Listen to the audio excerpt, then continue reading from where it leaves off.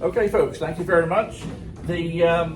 What I wanted to talk about with the spring management, I've got a few notes here of the things I want to cover. But usually it breaks down into about three main parts. First of all, based on the sort of questions that I get typically. So first of all, it's insulation. When it's in the spring, when is it okay to take the insulation off? And my reply always is, there's never a hurry to take the insulation off, because keeping the hive temperature stable, that's the best thing you can do. Basically, what I do is I will take the insulation off when I need to do something which involves going into the bottom brood chamber, for example. So I take it off when I need to take it off. And so that's typically, for me, sometime in April. Some of the hives maybe not till May if they're lagging behind a little bit. So what I'm going to do in terms of my winter preparation here, I'll usually have I've got the cover, some insulation at the top.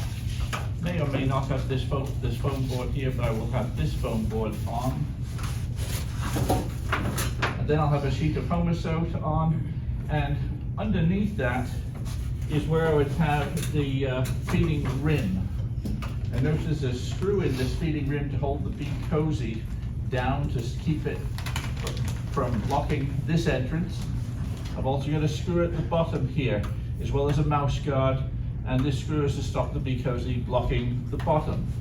But we're talking about spring management. So let's say we take off things like the feeding rim as soon as we no longer need to feed some form of solid food, which starts to bring us into the second main category of questions I get, and that's all to do with food and feeding, and when can I change over to things like syrup. Remember that the reason we feed a solid food during the winter is because the bees have more difficulty handling that extra dilute liquid that you can make, even if you make 2-to-1 sugar syrup, it's still too much water in there, and that can mean that the bees need to fly to cleanse more frequently when they're drinking a dilute sugar syrup. So I don't use the sugar syrup until the bees can fly on a regular basis. By that, we're probably looking about days in the high 40s, maybe 3 to 4 days a week. Usually doesn't happen until first week or so of April, by which time I'm starting to change over to sugar syrup as opposed to dry food. Just to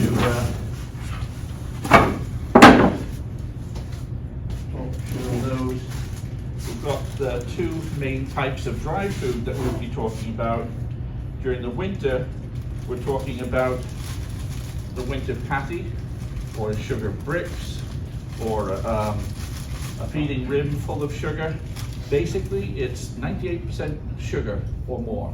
It's basically a substitute for the honey. It's not there for a high degree of nutrition. It's there to keep them fueled with sugar.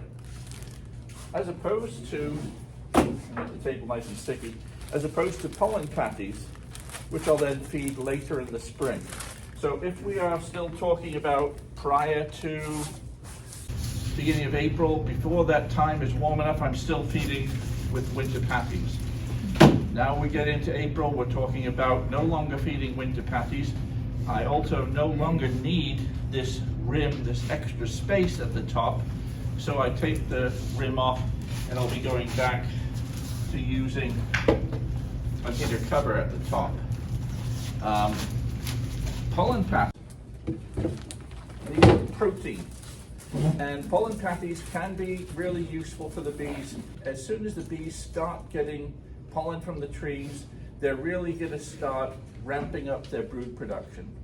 And so pollen patties can bring that forward, and you can feed pollen patties in March. But you've got to be careful when you're feeding something like pollen patties, because if you're ramping up brood production prior to when the bees would normally do it, you may accelerate the point at which they run out of that sugar resource or their honey. So I always tell you, never feed pollen patties unless your colony is really full of honey still, 4 or 5 frames of honey in there still, and or you're now at the point at which you can start to feed sugar syrup. So if you're at the point that you can feed sugar syrup, pollen patties are okay because you can supplement, even if they got relatively low honey resources, you can supplement with the sugar syrup then. So pollen patties, as long as you know what you're doing in this early in the spring, it's okay to give them. If in doubt, don't. Later in the spring, like this sort of weather that we've been having recently, and spells where we get 4, 5, or 6 days of rain and the bees aren't able to fly, well, pollen is sort of like a just-in-time food. The bees bring it in and they use it up really quickly. Pollen is high protein. It's what they use to produce royal jelly, which is a high protein food that they feed to the queen, they feed to all the youngest larvae, and they need a lot of royal jelly to be able to produce a lot of brood. And so they'll get through their pollen resources quite quickly. And if they're in danger of running out of pollen resources, they stop the queen laying eggs. And if they're still low on pollen resources, they'll even start cannibalizing the larvae that have already been produced in order to gain some more protein, because they're not going to leave the larvae to starve to death. They will cannibalize them instead to conserve that protein.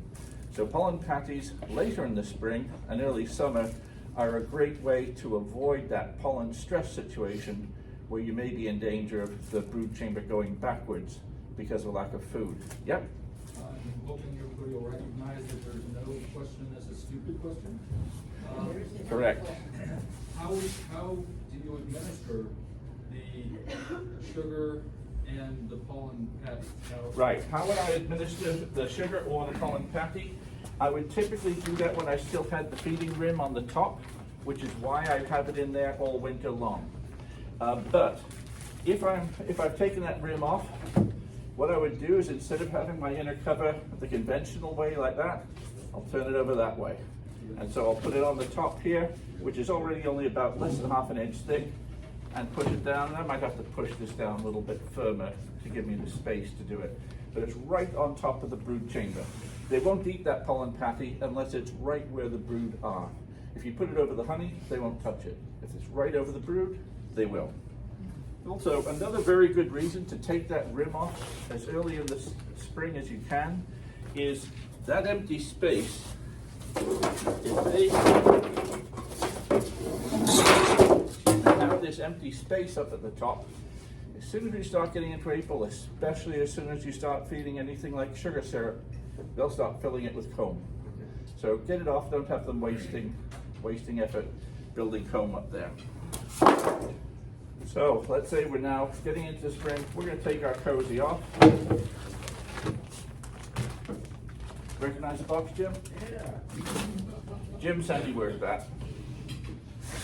So let me just double check. Let's talk about the typical hive where you've overwintered your 2-story deep hive. And we're talking about now building up that brood chamber. The bees have eaten most of the honey downstairs usually, and they've worked their way up. And now the brood chamber, the cluster, is pretty much up at the top. The brood may be up here. The bees may have just squeaked through the winter with only 2 frames of bees and a couple little half frames of brood, or you may have a brood chamber entirely full of bees up here, and they're starting to work their way down. The natural progression will be that as they fill up this space here, they again start to work their way back down into these frames down here, which tend to be a bit colder. And so it's a relatively slow process depending on the size of the cluster. Now, we can, under the right conditions, accelerate the rate that the bees build up in the spring by a process called reversing the brood chamber.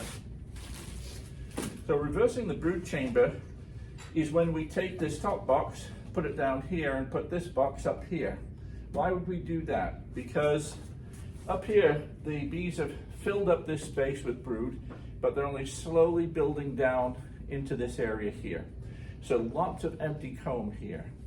And because the heat rises, this part of the hive is warm, this part is relatively cool. It's not to say they won't build down here, they will, but it might take them a week or 2 longer to take advantage of this space by going downwards rather than going upwards. So what we do, if we're going to reverse the brood chambers, my golden rules are two golden rules. One is you want a cluster which is big enough to be able to cope with heating a box above it, as opposed to it's not losing heat this way, if the heat doesn't go down. So basically, you want the cluster to be big, and I'd say more or less it wants to fill an entire deep super. So what I would do is I would reverse the brood chamber. Let's say this is full of brood. Take this off. I might take the screw off the top because it's always in the way and I'm always snagging myself on it. I'll take the opportunity to brush the bees off the bottom board. And the way I'd tell I should have pointed this out first. The way you tell whether or not this cluster is full, because when you open your hive in the spring, you often see this entirely covered with bees. And you think, oh, that's full, it's ready to go.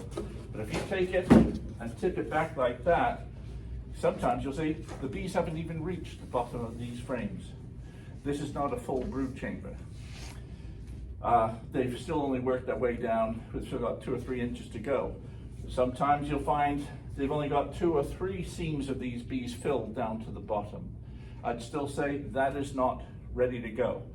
But I would say if you've got about 7 of these seams filled with bees right down to the bottom, or you've got the bees starting to work into these frames down here, then I'd usually say the cluster is big enough.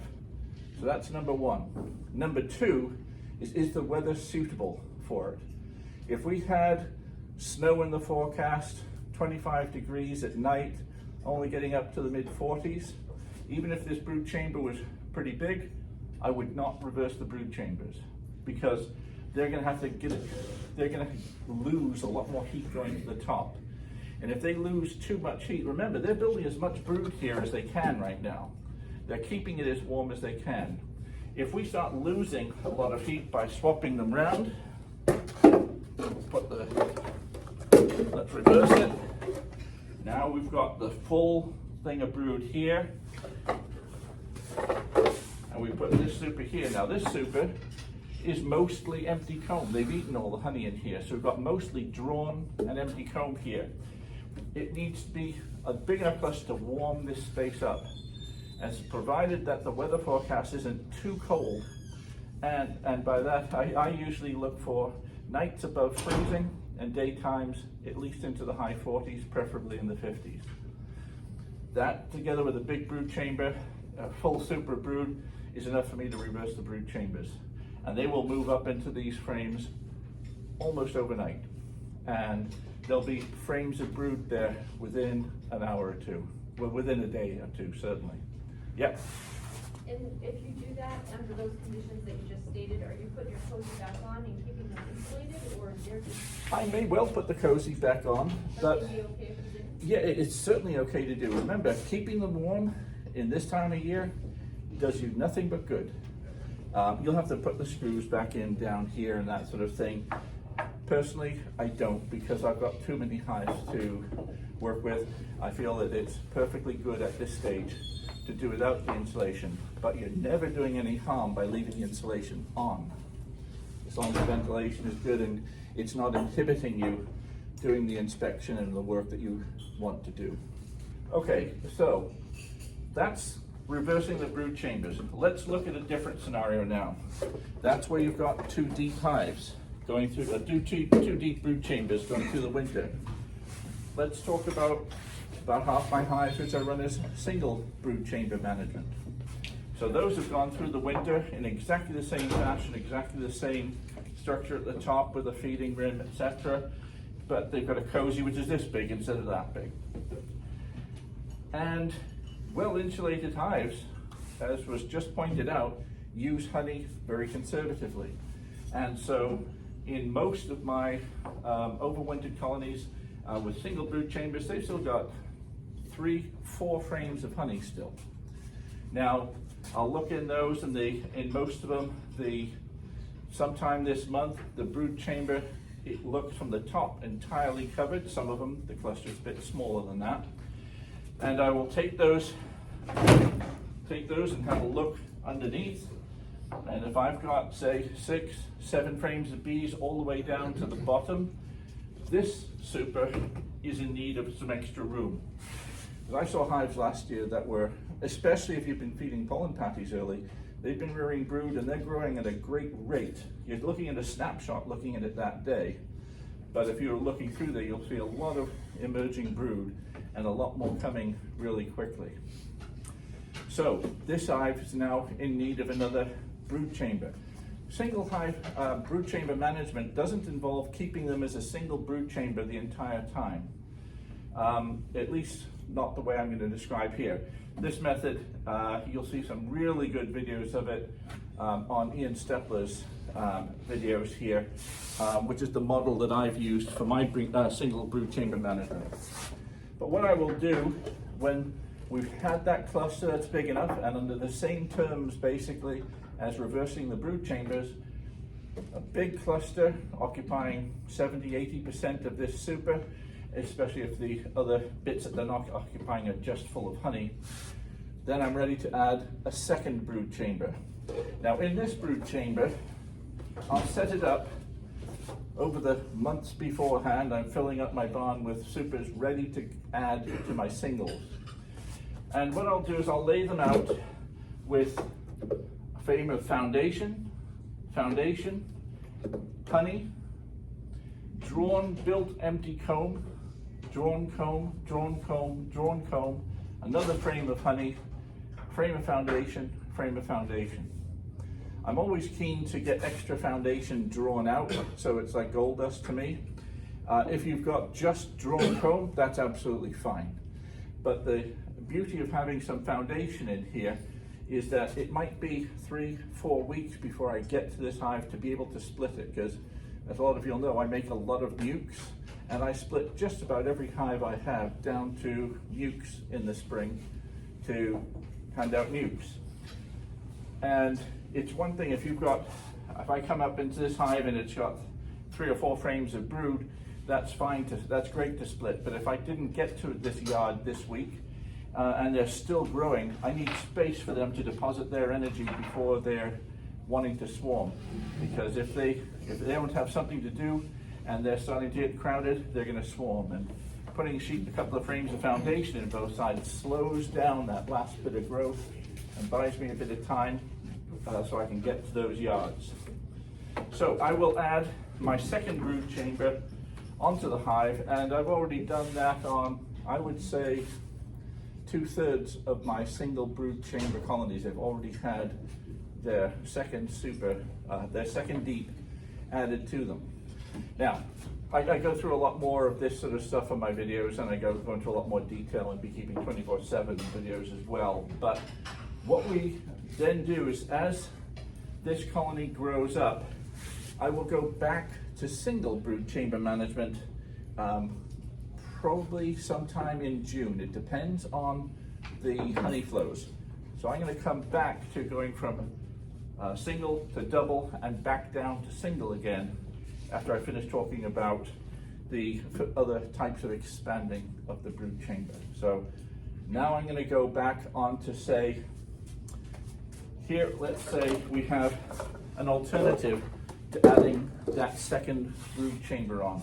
I've got another single brood chamber. I've got 2 single brood chamber hives we'll pick just for a moment.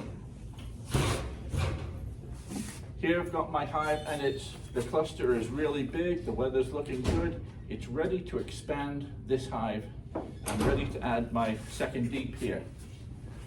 And next to it, I have a little hive here, which didn't fare quite so well over the winter time. It has 2–3 frames of bees. There's about 1 frame with brood in there, and I have a look in that because I want to see, is this hive slow or lagging behind because it's just short of bees, or is this hive lagging behind because the queen was useless in the first place? Spotty brood pattern. She's just not keeping up with the demand of the growing hive. So I go in there and I'm looking for what looks to me like a good, healthy laying pattern considering the number of bees I've got in the hive. So let's imagine we've just got 2 or 3 frames of bees here. I'm looking for a really tight laying pattern where this queen is hardly missing any cells out, and she's pushing it as far as she can given the number of bees they've got. That's the sort of colony I want to save. The ones where the queen is spotty pattern around the place, it looks like the queen is a limiting factor. I'll just go over to this hive and shake the bees out and let them get adopted by a new hive. I'll shake all the bees out of this hive and write it off, let those bees join another colony. It's not one that I'm looking to revive. But let's picture the situation where we have a nice little brood pattern. The only limiting factor here is the fact that the queen just doesn't have enough bees to look after any more brood. So what I will do is I'll take some newspaper and I'll put a couple of sheets of newspaper directly over this big hive that needs the extra space. So the equivalent of a single sheet of newspaper, take a queen excluder, put that on the top, and I'll move this hive right on top. Now I'll make sure that this upper chamber still has an entrance, which I'll use with my inner cover, which is some wax. And I'll turn it this way up to make sure this has an upper entrance. And it doesn't matter that it's facing forward or backwards, it doesn't even matter. Now I will put a bit of pollen patties in this one, put a bit of pollen patties in here. What's going to happen? The bees are going to eat their way through the newspaper. It'll take them a day, maybe 2 days. As they make little pinholes in that newspaper, the scent of this colony starts mixing with the scent of that colony, and vice versa. This colony, which is in need of more room, starts sending bees through the queen excluder as they make their way up. And hey presto, this queen now has a bigger workforce. This slow introduction via the newspaper method gives that queen a gradual increase in the number of house bees who are primed, ready to expand their brood chamber, and they find a whole brood chamber ready to expand right here. And within a couple of weeks, you've got 3 frames of brood up here. I did that with quite a few hives this spring, and as I say, within about 8 days, I went from 2 or maybe 1 or 2 frames of brood to 3 or 4 frames of brood in each one. And it's at the same time, it's taken some of the pressure off this hive as well. After, it's probably best to leave it for about 2 weeks without going in there, because it's sort of like a package. It's a new queen to a lot of these bees, so we don't want to disturb them or antagonize them any more than we need to, because they still could have turned on this queen. But after a couple of weeks, she's usually pretty safe, and you'll usually see her brood chamber just blow up as we increase the number of bees. Probably by the 3rd week, we're ready to put this on a whole new hive somewhere else, because it's all ready to go. And then this one's ready for another chamber, and this one's ready for another chamber. So I call that boosting small hives, right, Amy? Yeah. As opposed to weak hives. So a weak hive, queen with a lousy queen in there, I'll discard that. But a colony with a good queen, it's not weak, it's just small. It has a limiting factor as the number of bees. Yep. When you say, excuse me, you discard the bees, you don't shake them into your good hive? I'll shake them in front of my other hives, particularly the hives that could do with a boost of extra bees. I don't throw them away. I quite literally, in fact, I'll put little ramps on the entrance and things, and I'll just shake the bees right in front of it, and they'll just march right You in. wouldn't take the top off and just shake them into the box? You could do. It's a lot easier to not have to take the lids off to shake it You off. gotta be careful though, if you give a bad queen to the good hive. Yeah, if you can find the old queen, it's best to knock her out. That's the ideal scenario. So that would be equalizing there. Now, excuse me, let's take the situation where we have our double brood chamber now. Whether we, from whatever way we made a double brood chamber, whether it's we've now got to a situation, and we're probably now in mid to late May, and we have a cluster full of bees down here, and it's filling up here as well. So we are either ready to start putting honey supers on, or if you've got multiple hives in the same apiary, you may want to consider equalizing the strength amongst those hives. And so that may be that you take some frames of bees, preferably frames of emerging brood, and transfer them into hives which are lagging behind. Maybe they're still at a single deep and just about ready for their next super. But your ideal scenario is you can get them all pretty even. But I went round the yards this week and took a couple of frames of brood that were emerging. And in this, right now, I have to take them from the bottom brood chamber because the upper brood chamber, they were only 10 to 15 days old, so they still weren't emerging for another week. So I took brood from the bottom brood chamber and started putting them into colonies that had, say, 5 frames of brood and, say, 7 frames of bees. They were just about ready for the next box. So I took 2 frames of honey or empty comb out of the smaller hive, put the brood in there. Now they're ready for their next brood chamber.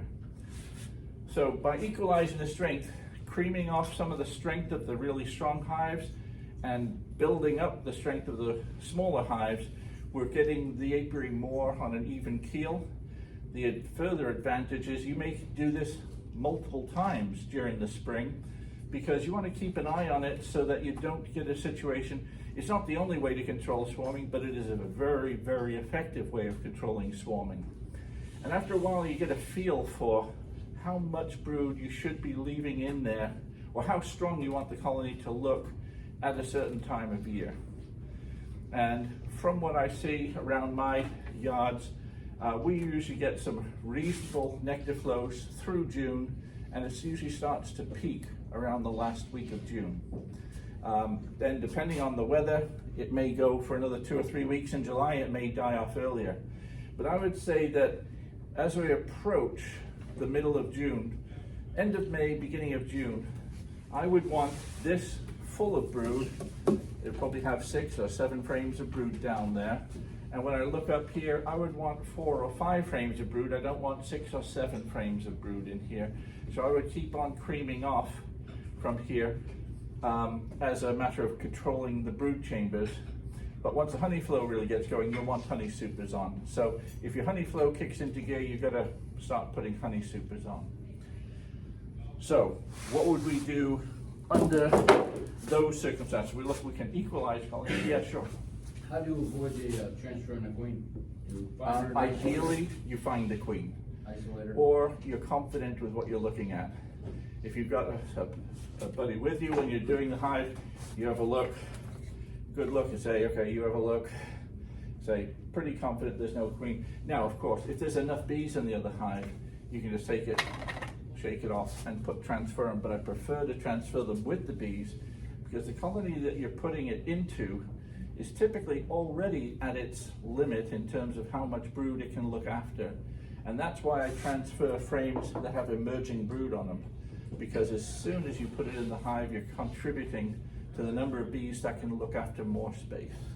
So that's why I transfer frames of emerging brood. So ideally, you've got a whole load of cat brood here and a big empty space right here where they're already starting to emerge, and all around that dark circle, you can see them starting to emerge. And that means that usually within 3 or 4 days, this whole frame will have emerged. And that could be adding 6,000 to 7,000 bees to your colony, plus the bees that were already on the frame. So let's go back to our single brood chamber management, which is currently at our double brood chamber stage. I want this hive to go back down to single brood chamber. I've got 4 or 5 frames of brood up here. The honey, they've eaten a good deal of it. They're actually starting to draw the comb and these frames of foundation out here. This hive is ready to go back down to single brood chamber management, and that's usually for here. I think our target period should be from about the 1st of June till about the 15th of June is about, I think, about the ideal time to go back down to single brood chamber. So what I'll then do, take every frame out of this box, ideally you take it and put it to one side. If you've got a funnel that you've made or an empty deep, put it on here, and you'll literally take every frame. If you find the queen, great, but shake the bees off quite rigorously into that hive, work your way through. If you find the queen, put her in that lower brood chamber. Now you can put your queen excluder. You don't have to shake any more bees out now, because the purpose of shaking the bees down into here is to get the queen downstairs. Put our queen excluder back on for the first time this year, and we put all this brood back up top. As this brood emerges, it gets backfilled with honey and becomes our first honey super for the year. And so I'll harvest and extract deep supers of honey, and you get and I can almost guarantee you, if you go for single brood chamber management and do it right, on average I'd say you produce about 50 pounds of honey more per hive per year. Reason being is that you're going to harvest all of this honey that you'd normally put into a deep. You put in a double deep and it goes to the bees. Instead, when it comes to the fall, which is a different talk, you pump this up with sugar syrup as heavily as you can come September, because this is going to be entirely full of brood. Other advantages of single brood chamber management is it makes, I believe it makes the mite treatments more effective, because you've concentrated all of your brood down here instead of being spread amongst two brood chambers. It's also much easier to manage. Your brood is all in one place. It's much quicker to check to see if you've got swarm cells, that sort of thing. But if you do it just as the honey flow is really kicking into gear, you can often do this and have the minimum amount of swarming. I've not seen any more swarms in my single brood chamber management than I've seen in my double brood chamber management. You get the occasional one, but it usually works extremely well. Of course, mite monitoring. We want to be thinking about monitoring for mites as soon as we have enough bees to feel comfortable doing a 300 bee sample. So always have your mite check equipment with you, your half cup skill with a white tub, and do your mite monitoring as soon as you've got a hive big enough to sample. And I'll be sampling all my hives in good representative samples in May. So that's my spring management by now. Then we're getting into June, so that'll be a different talk someday. Yeah.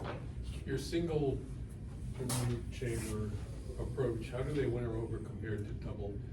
So far I've seen no higher mortality rates in my single brood chamber overwintering than my double brood chamber.